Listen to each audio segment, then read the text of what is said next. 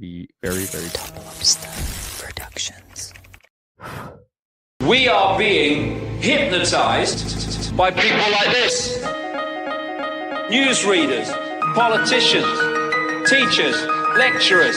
We are in a country and in a world that is being run by unbelievably sick people.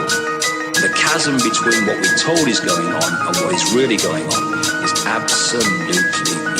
Oh yeah, dude. There's some Nephilim shit. It's like we all know what's going down, but no one's saying shit what happened to the home of the brave. These motherfuckers, they controlling us now, and no one's talking about how they made us modern-day slaves. And everybody's just walking around, head in the clouds, and wanna wake up to a dead in the grave. By then it's too late, we need to be ready to raise up. Welcome to the end of days. Everybody is slaves, only some are aware that the government releasing poison in the air. Welcome back, ladies and gentlemen, to another episode of Nephilim Death Squad. I am David Lee Corbo, a.k.a. The Raven. That is Top Lobster, the father of disinformation. How you doing? Before we get into today's guest, I would like to remind all of our live viewers that this is a 30-minute preview only. Sometime around the 30-minute mark, we'll be going live exclusively to patreon.com/Nephilim Death Squad, where you can continue watching along, enjoying an ad-free viewing experience, gaining access to the episode before the general public, and you could do it all for free. That's right, guys. Sign up for a 7-day free trial. Try to absorb as much content as you possibly can in those 7 days before the billing cycle kicks in, but you won't be able to get it done. Why? Because patreon.com is a treasure trove of NDS content. We are backlogged to the gills, and there is way too much for you to go through in 7 days. So that's where you can go if you want to support the show. Joining us today is Jules, once again, of the Grey Pilled Podcast. Good to have you back, brother. For the audience who may not be familiar with you, where can they find your work, and what is it that you focus on? Yeah, man. Thank you all for having me back, dude. You know, I love coming, hanging out with you guys. Guys, Jules from the Grey Pilled Podcast. A lot of you may know me. I do a few shows. Grey Pilled is just kind of my brand. I have Elohim Etymology I do with my co-host Adrian West, where we dive into the fallen angels / Anunnaki, kind of their origins and who they were worshipped as over the generations. I have another show called Sound Science with the Paranoid American that we bring somebody on who's a fellow content creator / musician or just like a big fan of music, and they pick out a few albums. We kind of review those albums and listen to them and just kind of kick it for a little bit. We're actually having Shane Cashman on at 3:30 Eastern today, so nice. It's gonna be a banger. And then I do Sunday Chaos every other Sunday with Conspiracy Extremists. It's kind of our just political, cultural degeneracy show that we do just to hang out with the audience and shoot the shit with each other. But yeah, also on Grey Pilled, you know, I do my deep dives and some little esoteric book reviews, interviews with people, swapcasts, you know, so it's a whole bunch of stuff going on over there. You were just on Tinfoil Hat, brother. Congratulations on that. I mean, I want to ask you about that, but first I want to say that you got to have Top on the show. Top is NDS's musician, right? And so I think you would be a great fit for, what is it? Sound Science? That's a really clever angle too, because in this conspiracy realm, resonance and frequency and harmonics and everything comes up constantly. So I could see that theme would be sort of the gift that keeps on giving. But can you tell us a little bit? I know we don't typically do this, but before you get into that, there's actually something that we are working on that does relate to the idea of frequency, pitch, resonance, this kind of thing. It's all weirdly interrelated. So we'll have to cover that when. Top has just invited himself on your show, and so I look forward to hearing him. I'm gonna come. Definitely invited, dude. Can you tell us a little bit though? Because the last time we talked to you, I think our audience has a good feel for you, right? You're kind of our guy when it comes to connecting the through lines between one ancient deity to another from various mythoses, and ancient civilizations and different languages. Turns out a lot of the same entities may have existed for different cultures, but just went by different names. But before we even get into all this stuff and the SNL thing, congratulations on your tinfoil hat appearance. And can you just tell us tell me a little bit about it, dude? How was it? Because I also loved that show and then got to be on it. Yeah, man. Surreal experience. Johnny, XG, and Sam are fucking awesome at what they do. It was one of the best episodes I think I've done. We got into what I usually talk about with the ancient deities and the rebranding of these deities throughout time. And then Sam just kind of started going, bringing up this and that from, all these other angles and all these other kind of conspiracies, asking me a bunch of stuff. And I just was just fucking popping off, man. It was awesome. That's awesome, man. Yeah. I'm really glad to see you getting the traction and making the appearances that you deserve, because in my opinion, the field of study that you find yourself in is massively important, and it's the big connecting glue to all of these different things, whether somebody's looking at it strictly as the psychological operations, or somebody's looking strictly at the conspiracies, or somebody's looking strictly at even the supernatural aspect. This narrative, I think, does a great job of tying these things together. So I highly recommend people go and check out your work, because I think it's going to end up being pretty important in the near future. But we're here to talk about something a little bit not so different, I suppose. Lady Gaga and her appearance on SNL, and which is, I know to the audience, sounds wild. You're like, you brought this guy on here to talk about Saturday Night Live? Yes, please. Just hear us out and bear with us. Take it away, Jules. Why are we talking today about Saturday Night Live and Lady Gaga? Okay, well, I don't know if everyone has seen, but Lady Gaga was on SNL. I think it was this weekend. And during a skit that they did, they basically summon the Mesopotamian goddess of disease and destruction. Now, not a lot of people know who Lamashtu is, right? They're used to hearing Lucifer, Satan, whatever. So when they hear something like Lamashtu, they're like, oh, well, this is obviously just some silly made up monster, right? Or something. Same with Pazuzu, who is also brought up, and we'll talk about that as well. The same deity that you see in The Exorcist. And one of the most important things is that these demons are all related to Lilith. Right. So, yeah. So, you got females summoning principalities of Lilith. I think it's and no one really, they see it on TV. They don't understand the revelation of the method. And so, they think this is all just a funny bit, right? I beg to differ, especially if you know all the dark shit that Lady Gaga. I mean, she's basically an acolyte of Abramovich, right? I mean, she went into the wilderness for 3 days, I'm sure, a number like that, and found. Yeah, wasn't she in those original pictures when suddenly spirit cooking became part of the conspiracy zeitgeist, and Abramovich was hanging out with Lady Gaga in those photos? Am I right? During the Pizzagate stuff, and if you notice during that skit on SNL, it takes place in a fucking pizza shop. Oh, okay. Austin you know what we pointed should that out do last then? night, dude. So can we? I'm gonna pull this up, and we're not gonna play the whole thing. It's 2.5 minutes, but we'll jump around a little bit just to give the audience some context as to what it is. I actually have it here, Top, if you'd like me to bring it up. Yeah. Okay, you got it. Perfect. Okay, so let's let this rip for a little bit. Oh, it's me. I'm sorry. My mistake. Go ahead, let it rip, David. We're waiting. All right, here we go. This is a pizza. Oh, yeah, it is a pizza shop. Look at that. Which one's Lady Gaga? The black one, no? Sin! Oh, Shit. Behold the summoner! Behold Lamashtu!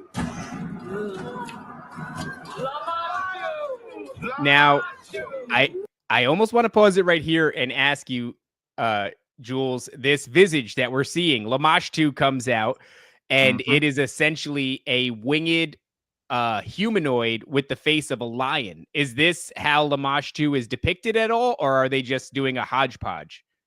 Yes, that is one of the regular depictions of Lamashtu. I'm pretty sure It's like has a wing lion with horns, right? wing lion with horns, the teeth of a donkey, uh, and then it has like these breasts during like when you see these other pictures of it, it has like a pig and a dog suckling on each one, and it's holding a serpent. And so I think this is a pretty good depiction of Lamashtu. I didn't even notice this, dude, but they said sin. Now, if you know who Nanar Sin is, I believe this is where the word sin comes from. This is in direct relation to the mother of Lilith, and in that same bloodline. So that's odd that they would say sin. When I'm pretty sure it was 3 times, maybe 4. Well, But, I want to say, Jules, I think you're overreacting a little bit, because everybody knows that nothing makes better comedy than ancient Sumerian deity references. That is really what gets the people going when your show is in a slump, and like 1 out of every 20 episodes you have a little bit of a banger. The key to success, what you're really going to want to do, is dig deep into ancient Sumerian lore, and you're going to want to dig some old school deities out and put them on stage, because that's going to be the key to success. Also, these guys in the background, the pentagram, the horns, the wings, it's like, I guess, fallen angels of some sort, or at least that's what they're depicting. All right, I'm gonna let it rip for a little bit longer, guys. You got something, Top? No, this is disturbing. Lamashtu has seen through you. Oh, great. Now they've summoned Lamashtu. Now drink of the blood of Lamashtu. Guys, just drink the blood, Jenny. It's free. Relax. Drink. Now you are rebaptized by the Mother of Beasts. The Mother of Beasts. That's a fascinating terminology to use. What do you think about that? Well, yeah, it seems to me that besides Gaga being the high priestess of this like mock ritual, she is taking on that archetype of Lilith in some way, being, the mother of the beast. I don't know if she's referring to herself, but yeah, man, this shit is when people, if you have a gnosis of any of this stuff, it's very, like what Tot was saying, it's very disturbing. Well, that's the thing that kind of gets me about it, is this doesn't feel like throwaways at all. They're using tonality that suggests like sarcasm and things like that, but all of the context, or not the substance rather, of what they're doing, right, with these chalices, and they're talking about what baptized? Did they use the phrase baptize a moment ago? Let me see here. Drink Lamashtu, drink the blood of Lamashtu. Lamashtu has seen through you, and she says, now you are re-baptized by the Mother of Beasts. Fascinating language to use. I wouldn't be surprised at all if you got access to the ceremonial books that are associated with this ritual, if this is all to the T. It wouldn't surprise me if these were very similar to the rites being practiced. I see Juan in the comments saying the sarcasm and satire is part of it, in my opinion. Yeah, man, for sure. Yeah.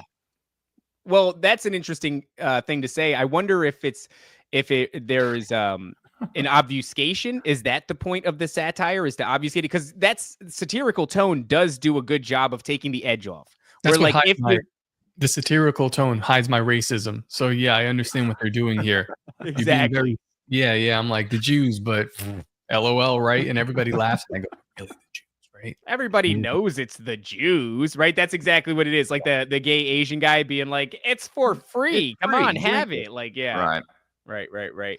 I mean, what do you think is happening here in particular? Because sometimes I get the feeling that these silly little rituals that we watch, I know there was a time where even Will Ferrell did something where if you watched it, you're like, this looks like a, I don't know, ritualistically accurate ceremony. I remember that. And so what is this? What's happening here? Are we, setting the stage for the re-emergence of an ancient deity? It wouldn't surprise me if, all these occultists talk about, these ancient entities returning. It's funny you brought up Will Ferrell, because when he used to hang out at all these fucking Pizzagate parties too, right? Yeah. But yeah, and that's what I was saying. It could be the revelation of the method, them preparing us for the future. And we know that a lot of this stuff is really done in private while they do these like mock rituals on stage. And how many people do you know that are, huge fans of SNL that are going to go around talking about Lamashtu now, making jokes and uttering that name, right? Right. Which I think would be a problem, because, like I said, this is a demon. They're all these Lilu wind spirits, so to say. They all represent infertility, illness, disease, destruction, night terrors, miscarriages. There's a bunch of stuff tied into it. It's all kind of on that feminine side too of these deities. So that's fascinating, given the uptick in reproductive issues, especially in regards to women, and people drawing correlations between our,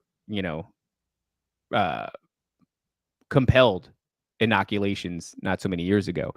And to me, that feels very nefarious, because not only, I mean, it's a horrifying thing if those inoculations ever really were weaponized against us.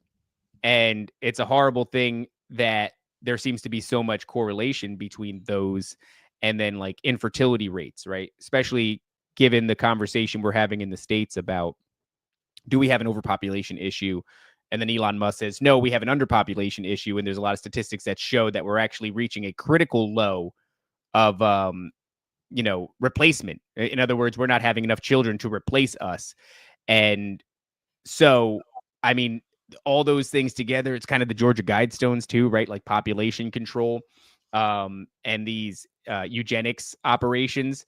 It almost feels like we've gotten to the point where we need to. We've set the stage. Enter, stage right, Lamashtu. Well, you were just saying that there are some overlaps between Lamashtu and what about infant death? Stillborns and miscarriages. Interesting. So maybe there's some ethereal tie that this entity has to these accidents that happen. I don't know if it's genetic or like, I don't know who your ancestors used to worship, maybe, it could have something to do with that. It could have something to what people are doing in real time. I've talked about before that these entities are worshipped daily just by people's everyday activities of the clothes they wear. Nike being a great example, the Greek god Nike. I mean, there's a lot of ways to look at this, but no, this ties in. But the craziest thing, if you keep playing it, when they start to talk about Pazuzu, who's in the Necronomicon everywhere, also an ancient Sumerian demon of a wind spirit, right? Oh, that's interesting. Yeah. Well, when you look them up, we'll probably get into it. It says that Lamashtu is a daughter of Anu, so it's kind of, you really have to take Wikipedia or whatever you find online with a grain of salt. But you don't see Lamashtu in the Necronomicon with Pazuzu, so I don't know. Well, what was the language you used there a moment ago, Jules? This idea of ruling over the wind, was that it? Yes. Wind demons, wind spirits. The Lilu wind spirits. Right? Isn't I think Satan is described as like the prince of air, the prince of the air or something like that. And there is like this overlap. Principalities, right? Yeah. And you get the same thing though, when it comes to like wind is not a far throw from like storm. And there's so many like storm gods. And I know that obviously if you're looking at this strictly through like a Paleolithic lens, you might say like, yeah, well, obviously ancient man was worshiping the storms because storms meant good crop yields.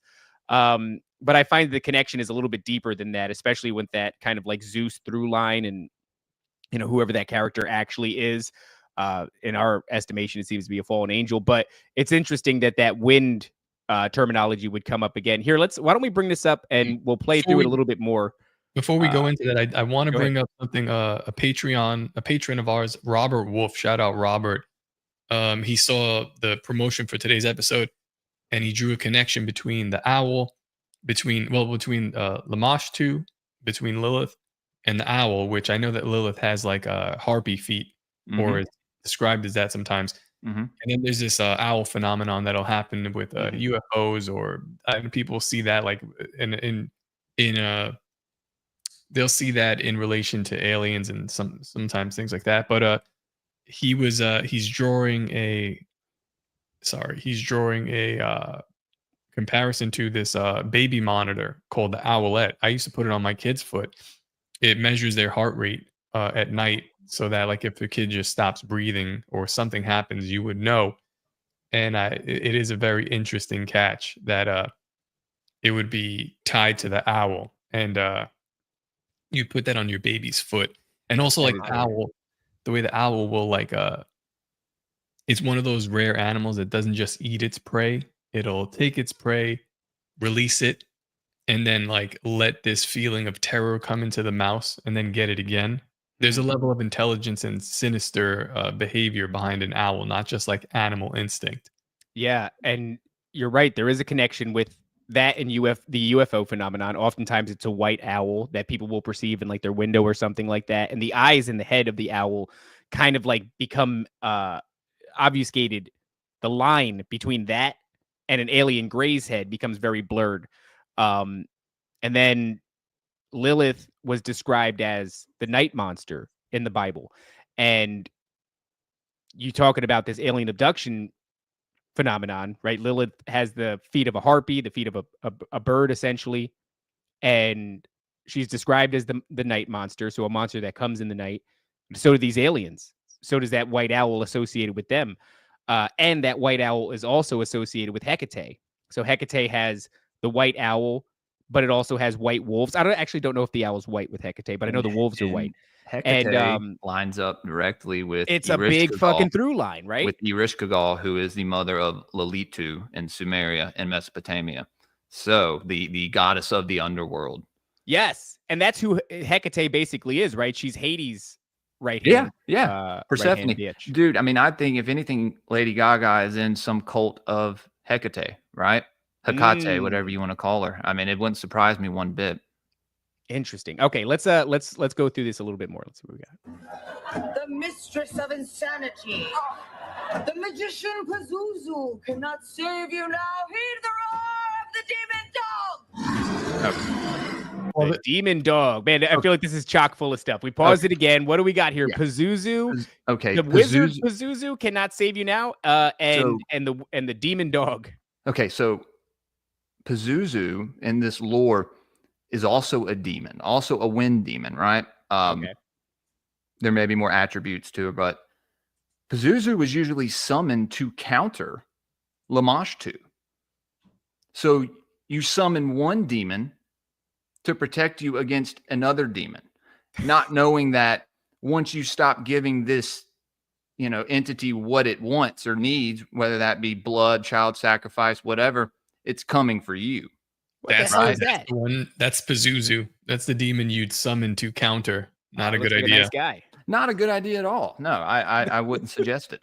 You know what that sounds like, Jules? It sounds like, take this pharmaceutical because there's something wrong with you. Oh, there's a litany of side effects associated with that pharmaceutical. Better take these other ones to counter those side effects, and then so on and so forth.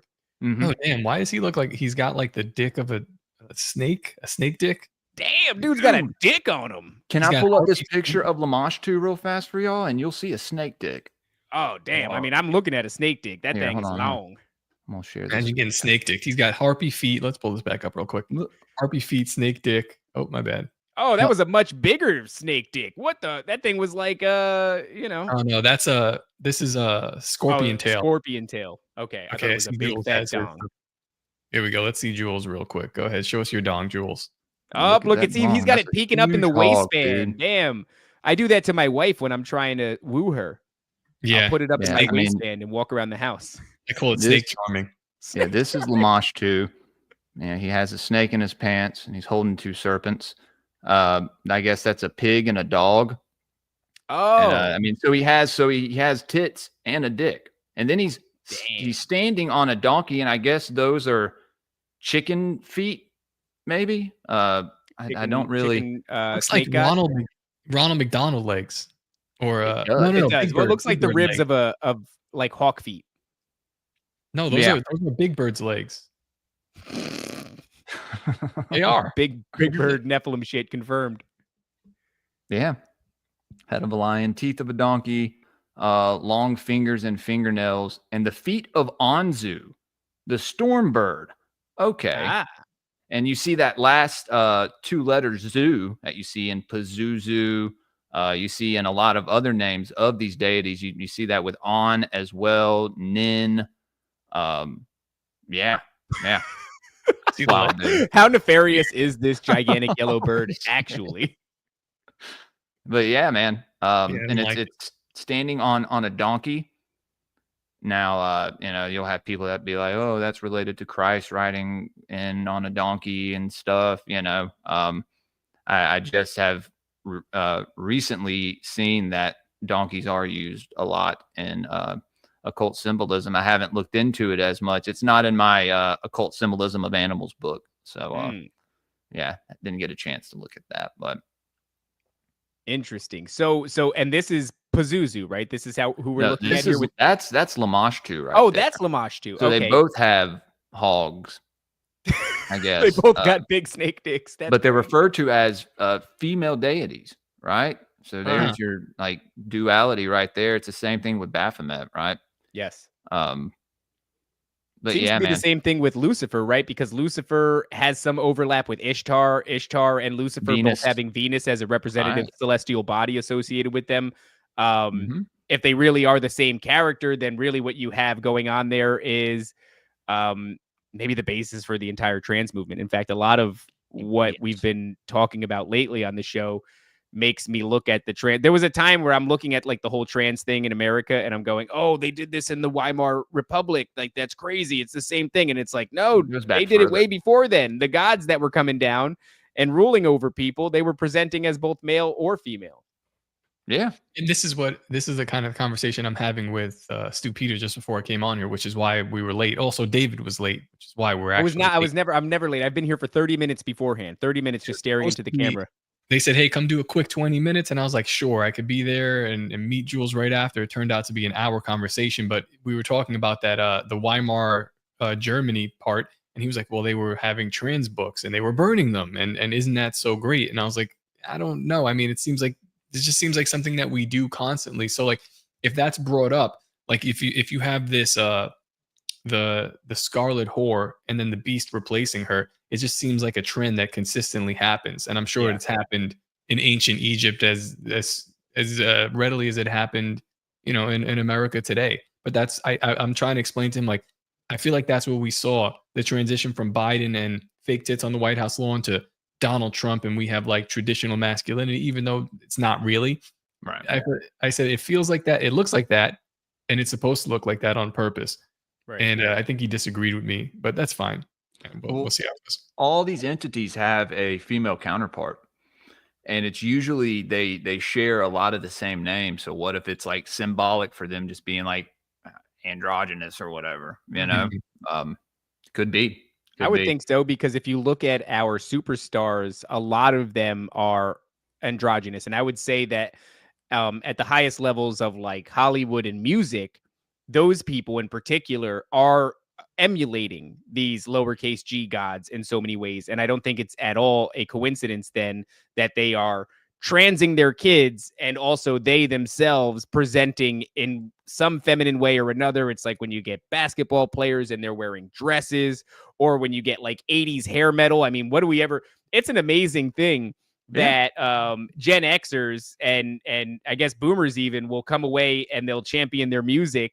They just don't make it like they used to. And I would agree with that. Those were some talented bands back in the 80s when it came to hair metal, but we deceived an entire nation into championing dudes that look like ladies. Bizarre. But until you look at that connection and you go, maybe it's not as bizarre as it looks. No, I think it was probably placed there. It's the same thing I talked about on my Patreon episode Saturday, how I think punk rock was a whole psyop in itself, you know. But Yeah, I think so. Especially where if you look at it now, what's happened to punk rock, where punk rock used to just be rebelling against the status quo. At its heart, that's what it was. And then when gay or the LGBT became the status quo and it was being championed by corporations and banks all over the planet, it was punk rock's obligation to then rebel against that. But they didn't. They just became now these gay. kids eat the whole fucking boot. Yeah, that's and it. Now punk rock was being racist and talking about the Jews. And now I do a Christian show. So I'm moving away from that too. See, It's been co-opted and it's just kind of corny and gay now. Yes. There you go. This is very insulting, by the way. Shout out to Mustached Grapist who says David talking about gay wardrobes is rich.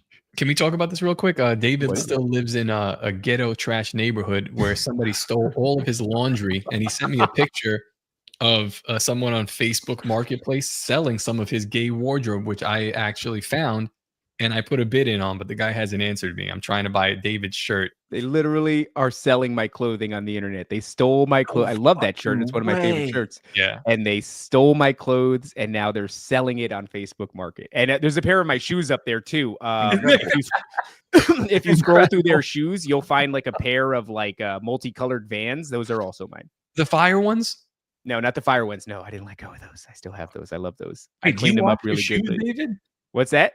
You wash your shoes? You put them in the yeah, I do wash my shoes. I tossed a pair of Chucks in the washer the other day, but these were actually left there on purpose. These I was just donating to any hoodlum around my complex who needed some shoes. I had too many shoes. I'm not going to tell you. I just had a lot of shoes, okay, and I had to get rid of some, and so that's okay. But I did not give anybody that shirt or my Dangerous Retard shirt or any of my other dope ass my jeans. Do you know how expensive jeans are? It doesn't matter. Anyway, please, moving on. Unbelievable. If you guys want to get some of David's merch, you can go to toplobster.com. Buy some of David's shirts. I'm actually going to see if I can pick up some of his shirts. That would actually be fun. I'm sure people want to. Maybe not. Maybe not a good idea. All right, here. I want to put this back on. I do want to make it a point to get through this eventually because I've not watched the entire thing. And given the fact that the entire episode is named after it, I think it is imperative that we go through this a little bit more. So let's keep it going. Hold on. We got to do it the right way. Otherwise, they won't be able to see I'm sorry. David. That's all right. All right, we're good. Go ahead. Good to go? All right. Birthday. How do they even check if it's someone's birthday? We send someone to the hospital you were born at. And with over 100 locations on the East Coast, it's not hard. Hey, is there a restroom? Sure, back there and to the left. You know what I think is funny about this too? So two things. Number one, the hospital bit. It's very much a joke, right? We send somebody to the hospital you were born at. But Top got me this book. He came to set the captives free. And if you listen to it, this woman is sharing her testimony about meeting somebody who was deep in a coven and then saving them through Jesus Christ. But so much of it has to do with covens embedding themselves in the hospitals. So I don't even think that's actually as far of a stone's throw from reality as it seems. The other thing worth noting here is this is the same thing they do with children's entertainment, where they will fill children's entertainment with esoterically accurate symbolism, grimoires, all kinds of things like that. Absolutely. Entities and deities, but it's all got this comedic bent. So even though you're looking at demonic entities, they're rather funny. And I recognize they're doing the same thing here. Just watched Moana 2 again because it just came out on Disney. So my kids are super hyped. And man, there is a lot. What was that? I asked if it sucked. The music is not as good. It's not written by Lin-Manuel Miranda, but the storyline is super esoteric. I mean, like from being swallowed to the belly of a whale or some kind of a fish to her dying and being reborn in response to being killed by a god that controls the storm and the seas. Yes. And this god is responsible for keeping an island that connects all of humanity together. So I'm wondering if that's like a point at the god, the real god that scattered human beings to the four corners of the earth after the Tower of Babel. Is He's that also more or less like the god of the underworld, and he's got a right-hand bitch who is, more or less Hecate, and one of the symbols that is directly associated with this female character in the underworld is the bat. But they start to make her like kind of a victim. She's kind of a victim. Like, it's not her fault that the big bad god of the underworld is keeping her down, and she's kind of a good guy. And so it's just like the same thing, like the symbolism that's surrounding her position in the underworld. And then she's not that bad, even though she turns into a bat and shit like that, and it's seemingly an evil character. She's kind of humorous, and maybe she's not all that bad. What's the guy's name? The god or whatever. Shit. I that's a good question. Yeah, see if you could pull that up top, because it felt like he almost played like a pseudo character, like a mixture of a Zeus and a Hades or something like that. I got you. But I forget what his name was. But yeah, Top is right. What he did was he sort of confused the languages. He separated all the tribes from one another and made it so that they couldn't have contact anymore. His name is Nalo, the lightning god. Nalo, okay. Nalo. Yeah, it's a lot of it is Polynesian lore, so you'd probably have to look at the Polynesian god and then extrapolate from there. But this guy, so he's the storm god. He also keeps humanity separated, but in the end of the movie, he ends up killing Moana, and she's brought back to life by her ancestors. They go around her and they sing, and when she's brought back to life, it's shown that she becomes like Gibberim. Not necessarily demigod, because she becomes some sort of a god. So her parents are still humans, but she's revived as a god of some type. Yeah, as a Gibbor. Yeah, that's crazy, dude. Yeah, I heard.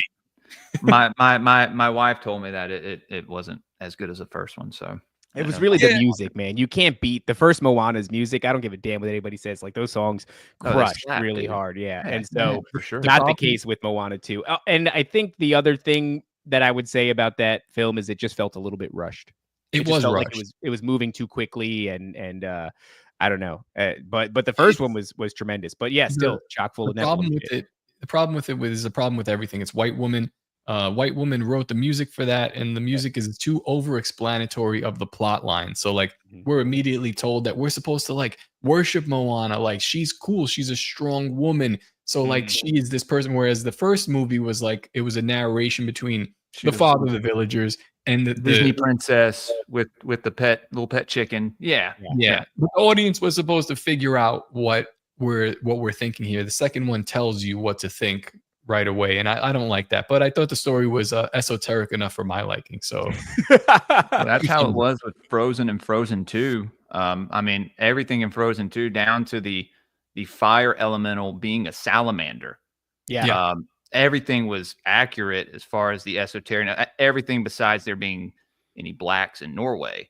But besides that, they tend to do that a lot. They do that a lot, and it takes me out of my ability to suspend my disbelief. Okay, I don't want to be able to see black people in Norway because I've got a plot to believe. All right, and you're screwing that up for me. All right, let's pull through this a little bit more. Top, you want to pull this up on screen because it's not letting me do it right now. There we go. Perfect. Okay, well, at least the blood of Lamashtu didn't awaken anyone. The blood of Lamashtu awakens Molaram. Molaram. Also, he's standing on your, it's red and white, but it's your Masonic checkerboard floor, which is what Keenan is standing on. Yeah, what is it? Let's bring it back one more time. I just want to see that. This is the guy from Molaram, Indiana Jones and the Temple of Doom. Oh, Kalimad? Molaram is it. I just looked it up. Yeah, it's the guy. Molaram was the high priest of the Thuggee and leader of the cult, serving as the main antagonist in Indiana Jones and the Temple of Doom. And is there? I wonder if is there precedent for this being a real historical character, or is it fabricated exclusively for the Indiana Jones films? I think it just may be fabricated. That's an interesting thing. And so it's funny how they take something 100% real and kind of, put that in there with some kind of, some, cult classic movie. What's really wild is I just want to reiterate, it's like, this is clearly the route to comedy, right? I mean, like, Saturday Night Live is an established comedic institution at this point. And God knows they've had some real flops, right? Like, to me, you could have shot that show dead a long time ago. They haven't provided anything of value in the longest of time. So instead of focusing on bringing in good comedians and making good bits again, maybe even again is a stretch. I'm sure there was a time. But instead of focusing on that, you're showing us strange, esoteric, occult shit that, we find interesting on this show. But without the context, is there really humor in this? Is anybody laughing at this? No. And think about the lengths that at least somebody, I'm not saying the actors know what it is they're saying and doing, although I'm not saying they don't either. I want to clip what you just said, where you're like, just the part where you said they're showing us strange esoteric connections and symbolism. Is there anything funny here? And just put that like, this is what this show is about. This is exactly. We make it funny. All right. We actually make it funny. We're better than SNL. Do we though? Maybe sometimes we were listed under comedy. Some people find us funny. I don't know why. You're hilarious, dude. But my point is that somebody, at least one individual who set up this entire thing, and I would imagine it's more than one person, had to do like a deep dive, had to understand this shit, had to do some reading, had to dig out some ceremony, had to dig out some names. Was the fucking juice worth the squeeze?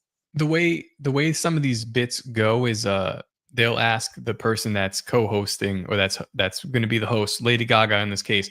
Oh, do you have anything? Okay.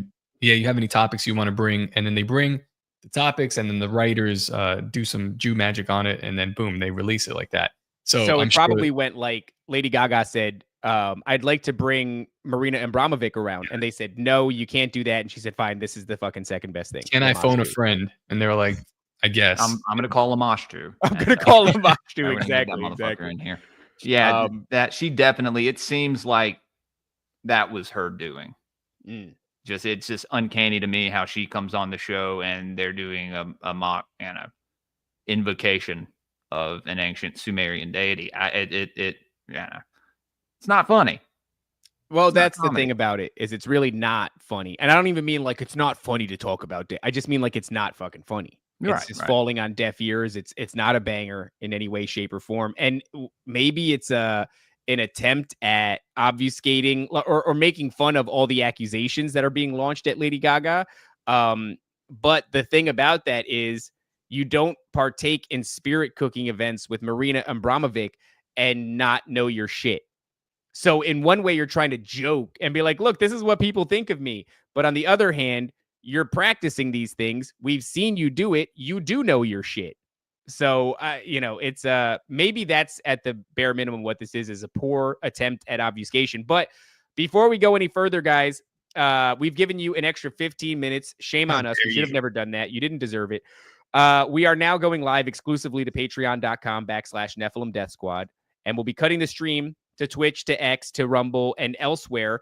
But you can continue watching along, enjoying an ad-free viewing experience, gaining access to the episode before the general public, and you can do it all for free. If you're not there signing up for free at our Patreon, I don't know what's wrong with you, because there is a treasure trove of content there. What was the hours that we were up to the other day, Top? You said like 300 hours. While we're here, this is how you do it. You'll find the post, and then you'll click the link, and then you'll be in the Patreon. Check that out. Yeah, because I answer every single day. They say, how do I get to it? I'm retarded.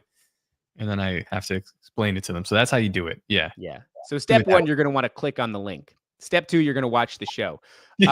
So check that out. Watch the show. You're going to make sure your eyes are open and you're facing forward. Guys, go over to patreon.com/Nephilim Death Squad and continue watching the show. Otherwise, we're out. So let's pull this up. Let's get through. I want to get through this video in order to be able to do it justice here with Jules. Do I need to cut my No. Please continue. No, you don't have to cut anything. Your audience can have it, and that's fine. And if if our audience can figure out where to find you, then they can go there too. Yes, that's right. If you can find Jules, you can also continue watching this for free. Just subscribe when you're there, you fucking nerds. Loser. Okay. So, do we have Fat Keenan back? All right, here he is. Let's go.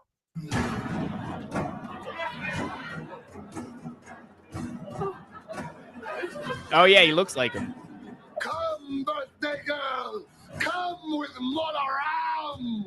You guys, you can't just let Ram lead me away. Okay, it's Friendlies, Jenny. He's being friendly. Bring me the cage of false birthdays. Om Namah Shivaya. Om Namah Shivaya. Om Namah Shivaya. You have betrayed friendlies. You have betrayed Lamashtu. You have betrayed Kalima.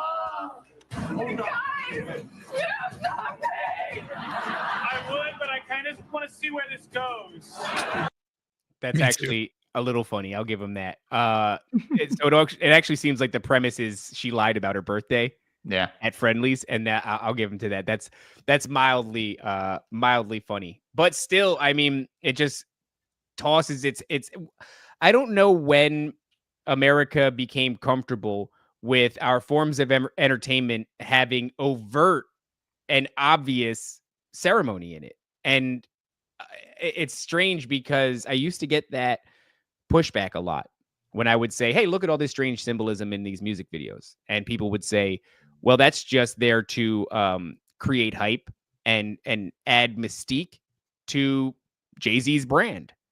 To which I would say, what percentage of the buyer's market is made up of conspiracy theorists? And you're going through some pretty strenuous lengths to incorporate this shit into your media. What's the return on that investment? Because to me, it says little to none, unless, of course, you're petitioning a deity to bring you great amounts of wealth in exchange for, I don't know, some indentured servitude for your lifetime or some shit like that, because that's the only lens through which I can see you making a profit. Yeah, well, I actually wanted to point out something that Valkyrie said a little up in the chat. Said, do you think we are participating in a ritual by watching it? I think possibly. I do think it's about intention, what, spiritual energy you're aligned with. If you're a follower of Christ, how you look at it, right? Are you disgusted by what you're seeing? Are you laughing and you think it's funny and you want to reenact it? Where do you stand? Do you believe in these ancient deities? Because I tell you what, it doesn't matter. These people do. I definitely think this happened for a reason. I know people want to say that this is just, skit, this is trolling and whatnot. I have a hard time believing that because, like I said, they can use any other entity, right? Satan, Lucifer. I mean, you don't see them use too many with any particular names. It's usually just an archetypal name or something like Satan, right? Adversary. Doesn't tell you really which Satan, but yeah, man, I think that this was intentional. Maybe they're telling us of something to come. But it's another thing is, when they said whatever hospital you were born in, and then they talk about, it's like they're kind of telling us what these demons do, talking about birth and everything.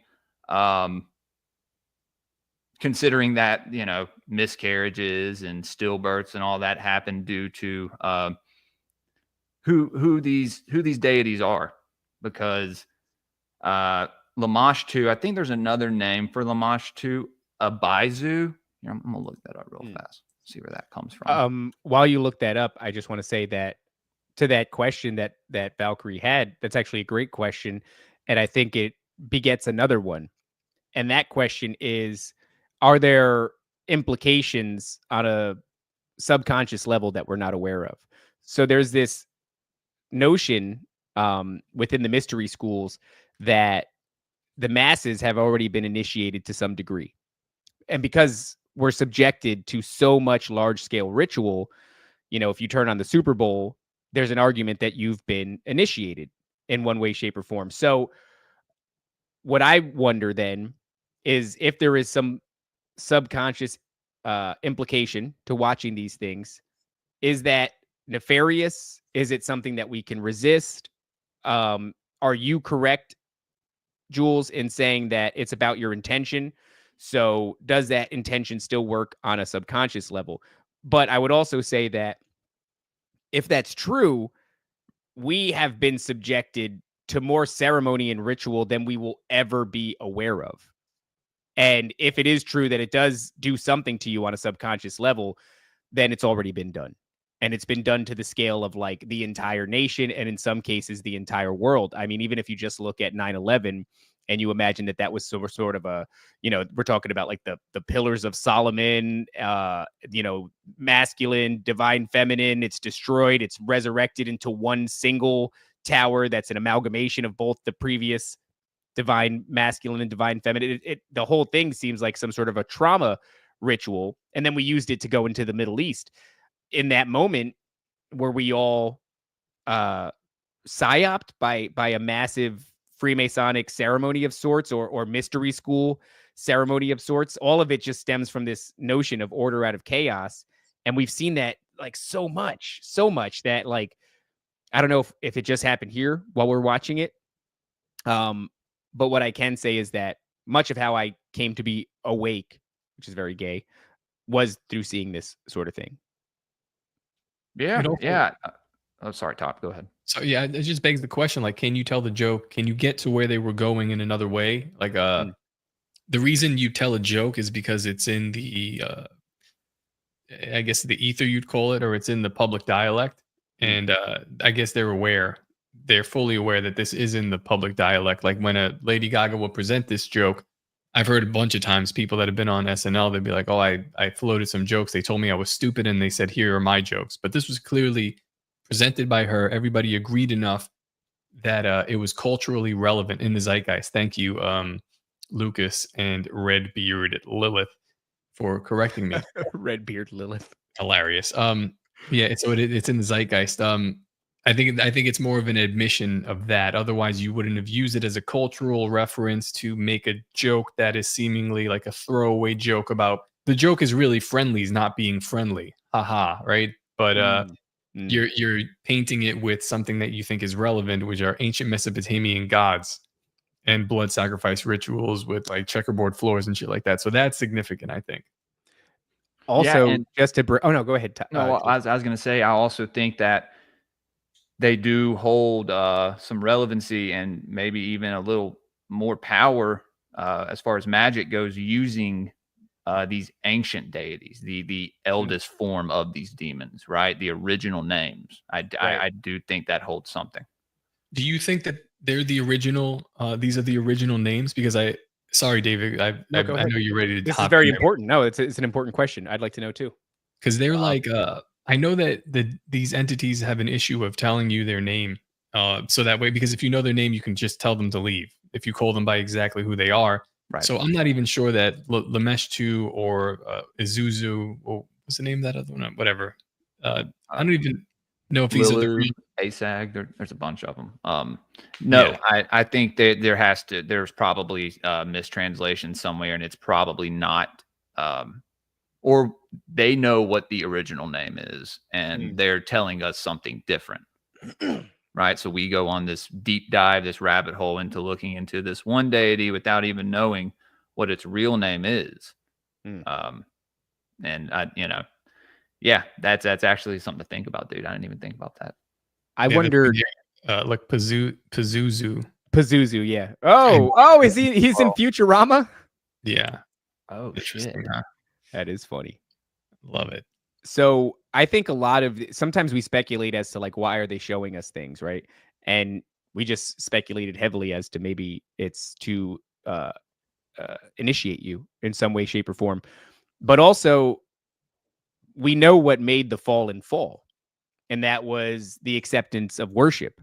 And so a lot of this is like, maybe a huge part of it is they want their rituals to be seen. They want this to be done at the Super Bowl at a huge scale. They want this to be seen by, the audience of Saturday Night Live, because in some way, shape, or form, it is like veneration and worship. We are saying their names, and this does kind of, maybe it's not the original name. Maybe it's like, they only get like 3/4 of the worship. You know what I mean? But these things live this kind of cursed existence. They want our worship. They want our idolatry, our veneration, but they also cannot tell us exactly who they are, or else if we wise up to who they are, we can use their names to kick them out. And so it's a weird kind of, existence that they lead. And I wonder. It's Go ahead. like the girl that is catfishing, but can never really come from behind the catfish, but she gets that gratification, right? But in the end, when it's like, all right, let's meet finally, and she's like, I can't do it. Like they can get satisfaction, but only up to so far. Yes, that's a great analogy because they are getting satisfaction, but it's not right. Not Nice Guy says you can't worship them if you don't know their name and they want you to know. So they're not even getting like the full nut, right? They're edging constantly because we're just calling them, one of the many names that different cultures called them. But yeah, I think that there is real power in the name, and that's why we don't see these things. That's why they obfuscate from one culture to the next. Absolutely. And if you look at them being called wind spirits, right? Yeah. That goes into the elementals and how the elementals being being created by the creator. I read in this book about natural occultism and magic that they can be corrupted by these lesser deities and used for their will, basically. So, wait, you're saying like a wind angel can be corrupted by another fallen or a Nephilim spirit? No, he's saying elementals are well, something different. Yeah, What would an elemental be? Well, okay, they basically, so you have the 4 elementals. You have the gnomes, which represent the most crystallized matter, the solid things, our bones, and this gets into like the human anatomy and stuff. Then you have the sirens, harpies, these water elementals.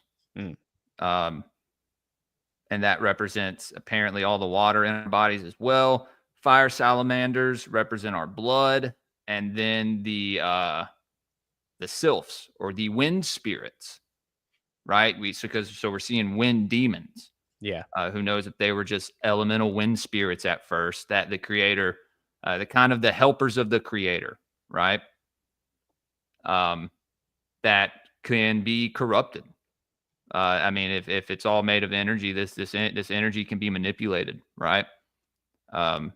Especially, I mean, we don't know how it was back in ancient time. It could have been, there you go. See the salamander. Yeah. And so the air, the sylphs is what the wind ones are called. They're called sylphs. And that could be described as fairies, a bunch of other stuff. So that goes into like a lot of Gaelic lore and yeah. What's funny too? All those images, except for the salamanders, I can't really say, except for maybe axolotls, which have become really big within children's entertainment recently, and I think that's because of the transhumanist agenda. It's like we can use these things' DNA to potentially regenerate our own limbs. And are those the clear things, or like they're like translucent? They look like salamanders, but they've got at external gills, like they have these antennae with these fibrous tips on them, and I think that actually acts as a sort of a filtration system / gill system. But either way, that's about the most I could say about the salamander archetype. What I can say about all these other ones, there they go. These things have become huge in children's entertainment. For a while, it was unicorns, and unicorns are just directly associated with the rainbow, so the LGBTQ community. But we also did an episode on how unicorns are a symbol of the Antichrist, so that's fascinating. I didn't know that. Yeah. I think I forgot who we talked to about that. Gary Wayne. It might have been Gary Wayne. Yeah. I think it was Gary Wayne. And so because I just had this feeling that it was weird the way they were marketing unicorns, and now I think it's weird the way they're marketing axolotls. But the only thing that I know that is even relevant to the conversation about axolotls is that they are being feverishly studied to see if we can somehow take whatever allows them to regenerate limbs and put it into human beings, and so it plugs into the transhumanism thing. But besides that one, which admittedly is a bit of a stretch on my behalf. I don't have to stretch for mermaids, gnomes, and fairies. They have all been reduced to cute and cuddly, positive things that we gear towards children in a huge way. Each one of them has, of course, there are blockbuster children's films about fairies, blockbuster children's films about gnomes. In fact, my son was watching one not long ago, and blockbuster children's films about mermaids. But these things are much more than they seem in the way that they're pitched in children's entertainment. Absolutely, dude. Yeah, I mean, I just watched, what was it? Which Tinkerbell was it? The one about the Never Beast. I don't know if your daughter's seen that, Top. But they basically, this like dog, he looks like my Maltipoo, to be honest with you. But he has like green, he basically he wakes up from under the ground. He has this place where he's burrowed, and he wakes up. It's this dog with horns and like a armadillo tail, or like a possum tail almost. So it's like a chimeric creature that Tinkerbell is crazy. I'm talking about Tinkerbell. But yeah, this guy right here. Yeah, dude, my daughter loves these movies. Yeah. Yeah. What's interesting? Why is Tinkerbell maybe something there? Like, why are little girls so fascinated with fairies? Like, I know they're pretty and dainty and all that, but like, is there something else there? My son was watching the original Peter Pan, like the really old animation Peter Pan, not long ago. And I was taken aback with how much of the screen time that Tinkerbell gets is of her almost having her ass cheek out. It's like really weird. Like they took Tinkerbell from the jump and they made this little tiny green chick like hypersexualized, even back when that would have been probably a little bit, I don't know what you would call it, like taboo, more taboo, right? You just made me think of something. Sorry. I no, please go ahead. Whenever this happened. So Peter Pan, right? He's in a green suit. Son of a bitch. This is the archetypal green man. One of many that they put in pop culture. Tinkerbell, y'all know what absinthe is, right? Oh, it's that the green fairy. Yes. Right? You hallucinate and you see this green fairy. Yeah, dude. Wow. I got to do like some kind of Disney episode or something. I have to dive deeper into that stuff. Royal Deluxe says Romeo and Juliet was not a blockbuster. I don't think anything is a blockbuster anymore. I use that euphemism like, just passively, just to say like, big movies that kids see. But yeah, nothing. We haven't had a fucking blockbuster in forever. Yeah, that's weird though, man. I mean, and it tracks. Is Peter Pan's Disney, right? Yeah. Also, Pan being Pan, son of Hermes. Yes. Where the word pandemonium comes from, right? Right. Yeah, it's stuff that you don't see at first, right? Like no one sees that stuff when they first watch it. You got to no. It took me many watch throughs to detect that there was a giant golden penis on the cover of The Little Mermaid. These are these things that go over your head. You were talking about wind elementals before, and I thought that was interesting because in the book of Revelation, it talks about 4 angels at the 4 corners of the earth restraining the 4 winds. And I just can't help but like, once we start dealing with this conversation about entities or elementals, obviously this all exists in a realm where angels exist. And to restrain the 4 winds, I don't know. To me, I just feel like there's something there that maybe does connect, but I'm not quite seeing it. Does that ring any bells to you, or you think it's maybe so you have the 4 elementals, the 4 winds, 4 directions, the 4 horsemen of the apocalypse, 4 points on a cross, 4 heads on a cherubim, 4 corners in a square. So like 4 I was actually on with the Occult Reject Sunday, and one of them was talking about how 4 is a very esoteric number, and I knew that, but not I didn't know it was so esoteric as it is.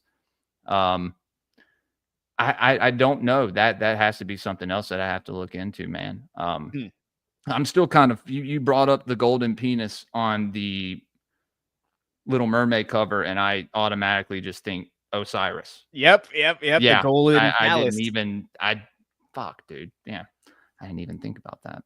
Sorry. Yeah, well, I mean, these, especially Disney, And you're right. I mean, I know Thomas Paranoid American does quite a bit on Disney. It's Occult something Disney. that we haven't done on our show. I'd love to do a big presentation on just how wild Disney actually gets, because much like check it out, man. It's a dong. It was so funny when me and my friends, we were like 12 and we had heard about it, and we rushed to my buddy's trailer, and he's like, I have the original in the house. And we rushed in there, dug through it, and we pulled out one. Dude had 2 copies. The first one didn't have it. And he was like, no, that's a newer one. And we went digging again and then found and sure enough, big golden dong right on the cover. And that day we sat down, we watched the scene with Aladdin where a disembodied voice whispers, all good teens take off their clothes. The and Lion then we even King. saw the Lion King. Yep, we saw the Lion King as well. But besides that, because that's like of a sexual nature, and obviously like sexuality, sex magic, occultism, esoteric, like all that shit blends together. But you can kind of almost look at that as a standalone sex thing, except for the golden phallus and the Horus connection there. But they do this a lot within Disney films, and it's very much the same thing that we're talking about here with the SNL skit, which is to say somebody had to do a deep dive, somebody had to actually have some peripheral knowledge of this topic that they're exploring on this skit, and it's not even funny. So what's the point? So you do this deep dive, you present it accurately, and then it still isn't funny. Well, Disney, they're not trying to be funny all the time, but you do have to ask yourself, when it comes to their accuracy with their esoteric information, what's the point? And I watched on Timeline Cleanse a couple of weeks ago an old video. What's Timeline? What's that? Oh, Timeline Cleanse. It's it's a wholesome family show, and probably nobody should watch it, but if you do, watch it with the kids. So in this short skit, this Disney skit, it's Donald Duck, and he is in Greece, and he's knocking on the wall of a cave. It literally just looks like a rock wall, and the rock wall opens, and he enters into what is like a cult based off of Pythagoras, right? So it's a numerology cult, and what they start doing is they put a symbol on his hand.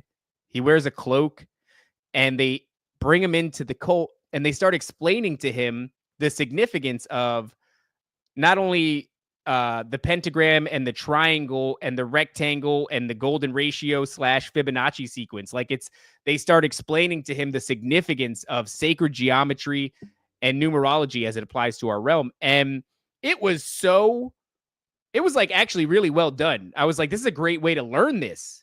I've seen but it was so old. We're talking maybe like the 50s or 60s. And it's like, maybe that's where Disney's concerns really lie. And I don't know. Maybe they haven't stopped it either, because we're talking about Moana 2, and we just listed all those deities and the implications. Is this a retelling of the Tower of Babel or something like that? Like, they never stop doing that shit. Absolutely, dude. It's just the rebranding over and over. It's the same thing with the names. You see it with the stories as well. It's fascinating, dude. It's one thing that I love diving into. But yeah, this dude, I mean, you could talk all day about, because you got Asag, Galu. There's a bunch of these different wind demons, apparently, So would you be interested in doing that, Jules? Come back on sometime soon, and we'll bring, we got to bring some imagery, we got to bring some video, we got to show people that this is what Disney's doing, because a lot of people know about the dick on the Little Mermaid or this and that. But like, I don't know if this is what it's actually called. Def Not Little Monster says Math Magic Land. I don't know if that's the name of the skit or if he's just making a joke. But that short film with Donald Duck and that Pythagoras cult is huge. It's profound, because you look at it and you go, clearly Disney dumped in the resources for animators, and all the time. Animating is not easy. It's a very expensive undertaking, and they undertook it just to present this. Like, that's a crazy notion. So okay, Absolutely. Yeah, it's the name of the Donald Duck episode. Awesome. I would love to in the future go through that with you, Jules. Maybe we'll even recruit Thomas, the Paranoid American, banger shirt, by the way. Oh yeah. Yeah. Everybody go to paranoidamerican.com. After you go to toplobster.com though.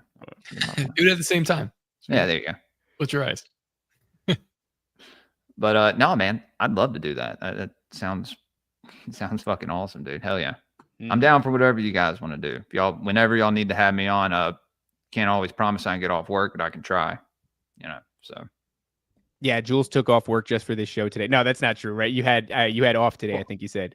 I had the show with Cashman, and my wife had to go back to work today. So. Okay. So you actually took it off.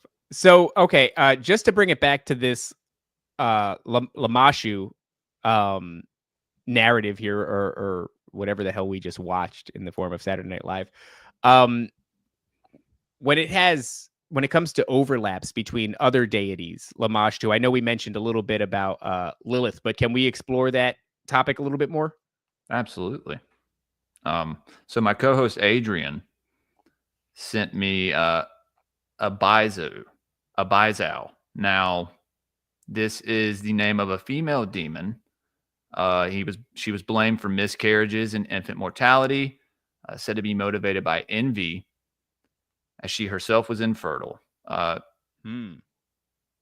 Now, in Coptic Egypt, she was identified with Alabasandria, and the Byzantine culture, Gailu. I don't know any of those names, but this is who Adrian said lines up the most with Lamashtu. I kind of asked him a little bit.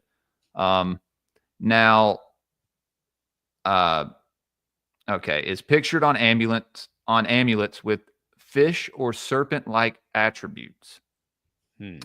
Okay, so all right, here we go, guys. All right, appears to be complete. So it appears to be the corrupted form of the Greek abyssos, or abyss, right? The Greek itself was borrowed from Akkadian Apsu or Sumerian Abzu. Now, the Abzu is the great deep, also referred to as, I think, the great abyss, right? From Revelations, it says, right. Yeah. It's translated as the deep, or the bottomless pit, right? Of hell. And this is where one side of this Anunnaki pantheon kind of resides, is in the Abzu, which I think is inside the earth, also underwater. This would be the same thing as Tartarus, wouldn't it? Yes. Interesting. Sheol. This thing keeps coming up, man. This keeps coming up. This is Gehenna. Well, Gehenna. Massive. What is this? What is this horrifying thing? Gehenna may be a valley somewhere, but it very well could be. I'm crazy. I think the earth is hollow, right? So this is Abizu, the child taker. This reminds me of that Vedic deity with all the serpents coming off of his back. Who is that? That's not Shiva, is it? That's like Kali Ma, maybe. I don't. Kali Ma, yeah. I think it may be. Yeah. That's what that dude just called himself. Right. Hold on a second. I heard that too.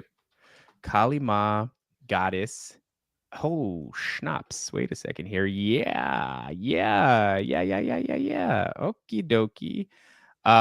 Kali Ma is depicted, it seems, sometimes with the snakes, not always with the snakes, sometimes with multiple arms, sometimes with just two arms. Interesting. And yeah, that is what the guy called himself, but he called himself that based off of like the Indiana Jones trope, which now that there's a connection there, I don't think that it's an Indiana Jones trope. So the female demons, among whom Lilith is the best known, are often said to have come from the primeval sea. In ancient Greek religion, female sea monsters that combine allure and deadliness may also derive from this tradition, including the Gorgons, who were daughters of the old sea god Phorcys, sirens, harpies, and even water nymphs and nereids, mermaids. I guess it's just another name for mermaids. So this ties to like the entity on the front of the Starbucks cup, right? Yes, yeah. The mermaid, who a lot of people have said was Lilith, but Top had mentioned earlier that Lilith was a harpy, or her first form was a harpy, right? Now, I have brought up in Elohim etymology that, if these entities had any kind of ability, so to say, that maybe she could shapeshift, right? Or learn to morph into something else that's in her genetics, because you see this a lot in these ancient stories with the sea gods and whatnot. Now, this gets into the Greek Septuagint and all these other like Poseidon, Triton, which is on the exact same side of the line that Enki is. Her father, Lilith's father, Nergal, being a son of Enki. And this is Poseidon, Ea. Yeah. So I don't know. I think there's something having to do with the ocean, maybe with this deity. Man, I mean, it almost seems like all deities, right? Because so many of them here. I want to actually show this image. We just share this instead. Boom. So we saw that image before. Top, can you bring not the one I just put up, the one before of that skeletal deity that had snakes on her back? I think it was being shared from Jules. And then I want to show the contrast between that deity and then what we're looking at here when it comes to well, actually here, let's I can bring that back up if I need okay, to. boom. So that one, This right? one, right? That's the exact one. And then bring up the one from my screen share. Holy shit. And if you read it here, it says that, give me 1 second. In Hindu mythology, snakes, particularly the cobra, are often associated with the goddess Kali, sometimes adorning her as ornaments. I wonder if if the goddess Kali has anything to do with childbirth. Well, I was looking at this relation to the Gorgons, and the Gorgons would be Medusa. Yes, that's right. Yeah, That's the right. three monstrous sisters. So the snakes, dude. Yeah, that lines up. This And lines it's up. funny too, because the snake keeps showing itself, and who are we in enmity with? Is that the correct word? Enmity? Maybe. With the seed of the serpent. Yeah. Hold on. I'm gonna do I need to bring that other image back up? Which one is that? The one with the Lamashtu. skeletal Lamashtu? The original one I pulled up. Oh, the big demonic one with the bird legs? Yeah, that one. Yeah, bring up bird legs. I want to see bird legs again. Big Bird. Somebody bring up Big Bird. Let me bring up Big Bird. So let's see. Oh, there's many depictions. I'm gonna pull this other one up and we'll see. Yeah. The legs are very similar, kind of like harpy, like in a way. So on Lamashtu's legs? I'm about Oh to yeah, see. they're 100% harpy like. It looks like Big Bird. 100%. This is a different kind of the legs are more brown than this one. Oh, okay. We But have something here that Jules is sharing. Yeah. Here we go. Let's pull that up. Sorry. That's all right. Yeah, So but it still looks to have talons. So they look brown in this depiction, but the toes, especially how it has that, if you look at the position of my hand, it would be like a rear toe, right? So if you're basically if you had a toe hanging off your heel, which is birds have that. Even there, look at that bottom left-hand visage. That sort of I got a hieroglyph. Every single one of them, you could tell he's got a split foot. So he's got a talon in the back and he's got talons in the front. Absolutely. The upper right-hand corner image, too, from the British Museum, you can still see it as he's on the donkey. He's got toes hanging off the back and front of his foot. And, yeah, specifically, his legs look ribbed there. Mm-hmm. I would say, yeah, that's harpy shit. Almost look like he has, like, plumage on his legs as well. Like some kind of feather. And there's that snake in his pants. Yep, there's his dong peeking out. Can't just tuck that thing away. Unbelievable. When you look at all this and you look at the through lines from one deity to another and all these different cultures, and you look at the similarities between them and then like these other parallel deities, it's like we're really genuinely dealing with a family, which checks out, right? That tracks. But these are all genetically connected entities. They are the serpent seed. Yeah, it's almost to the point where it's not like I'm not even surprised anymore. No. You're just like continually showing. I'm like, yeah, Yeah. they're related for sure. In, It's in every depiction, it's the same. But yeah, and I mean this goes back to the serpent seed with again my co-host Adrian. I got to get him to try to talk about some of this stuff. He has a very busy schedule. Talking about Inky being a product of parthenogenesis, or like the original in vitro fertilization, right? Ooh. And being an egg birth, apparently. And this goes into like the ancient aliens thing, dude, with the Pleiadian reptilian queen Maya having like a pact basically with Anu, who came from Sirius, her coming from Orion. There you get like Osiris, Osiris, you know. Can you tell me a little bit more about Anu, his origination? Yeah, man. Anu was a king on Nibiru, right? And like I've said, take that with a grain of salt. But so he basically that is On. You'll see the name On more than Anu. And in Egypt, he's Ani. This is in Zoroastrianism, Ahura Mazda. If you look at the depiction of Ahura Mazda, it's the exact same depiction of Anu in the Mesopotamian cuneiform. This is the father of Enlil and Ninmah. Now, we also have a theory on Elohim etymology that Enki wasn't directly his son, since he was an egg birth and came from like an asexual reproduction. Did you say egg? Yeah. Huh. I think I've told you this before, but you may not remember. Enki, Ea, or Poseidon, Nudamud, who I think is Samael, basically was an egg birth and has reptilian qualities to him. Yes. Interesting. Yeah. You said Ahura Mazda? Ahura Mazda. Yeah, and Ahura this is, Mazda. I mean, obviously where the car name Mazda comes from. Right. There's some brand. I took a fucking picture of it. I forgot what brand it was, but Ahura Mazda is literally their like logo for their brand. And Adrian found this one brand named Inky.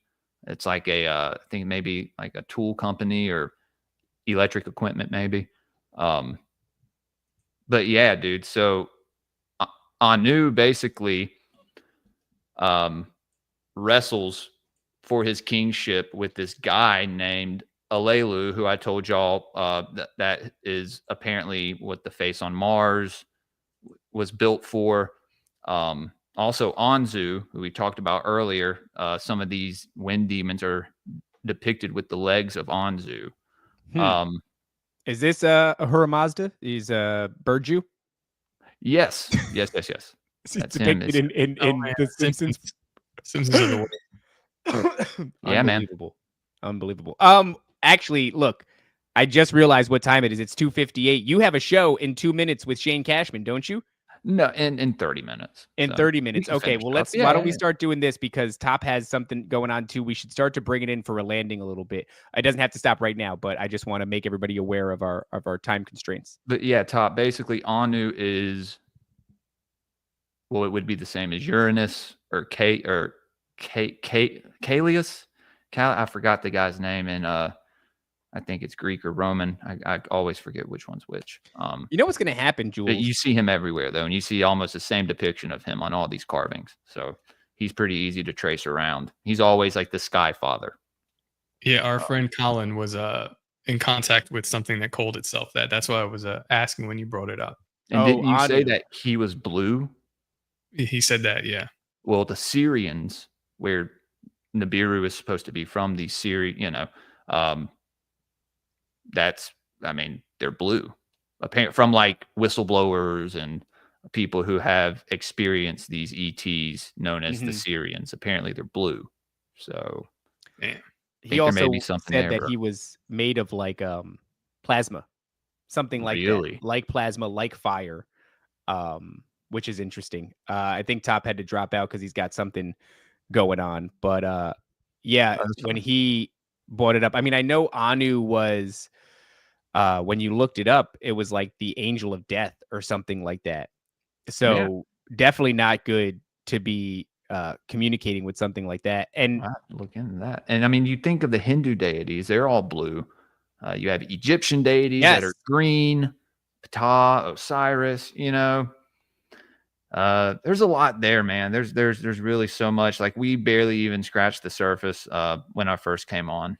So yeah, well, I'd love to run it back. I mean, we you know, I was talking to you earlier, not to gas you up too much, but I don't think there's a lot of people in this conspiracy community that are looking at this specific thing that you're looking at, which is the through line, how to identify one deity from one culture to the next. And it's incredibly valuable to the picture that we're trying to paint, which is to say, maybe not paint, but like uncover. Feels like there's a big deception coming. The Bible says there's a big deception coming. The deception will be great. And I think it's of this nature. And I'm not saying that we have all the answers or all the pieces, you know, far from that, in fact. But your field of study, for lack of a better term, is one that is important to the conversation. And I don't see a lot of people doing. So, I mean, of course, we're going to have you back and we're going to make more content surrounding this. But I almost, you know, we're going to die. We're going to die because these things obviously have obfuscated their names through all these generations and all these eras of humanity. And I don't think that they're going to be pumped if we do figure out who's who and what their original names are. So I look forward one day to uncovering that with you, Jules, and then ending up dead swiftly afterwards. But we got to kind of bring it in for a landing now. I don't have access to the things because Top just dropped them. But let everybody know where they can find your work and support you. Hell yeah, man. Thank you for having me on again, Raven, and Top, wherever you are in our hearts and minds. And yeah, there he is. Yeah, guys, Gray Pilled Pod on Twitter, X, whatever. Gray Pilled _podcast on Instagram. I've actually started using it a little more than I had been the past few months. So Rumble, YouTube, Spotify, Apple Podcasts. I say this every episode. I'm going to try to do my Spreaker later. Yes. Hopefully I get to that. I need to. Also, patreon.com. I see Robert Wolf said, thank you, Rob, for subscribing, brother. I appreciate it. Won't let you down. For the Patreon, you get early access to the Elohim etymologies. We release those on there a week before they release to the public. I do Patreon only episodes on there that are always pretty fun. We just got done talking about esoteric symbolism in gang culture.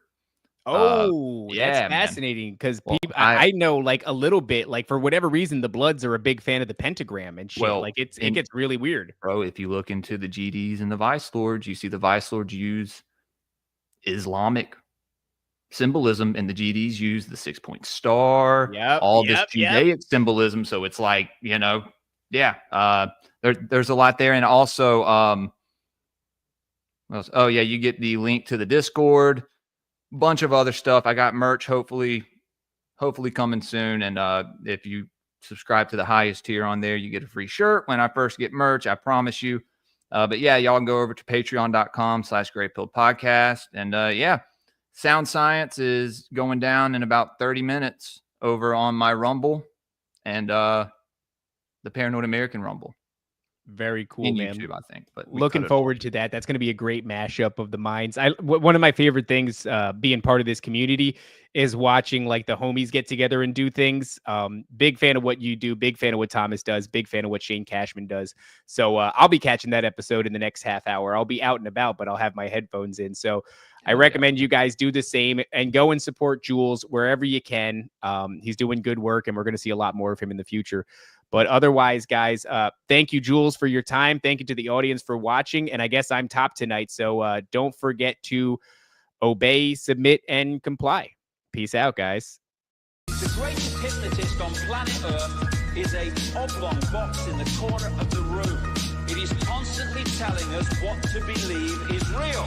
If you can persuade me that what they see with their eyes is what there is to see, because they'll laugh in the face of an explanation that portrays the bigger picture of what's happening, and they have.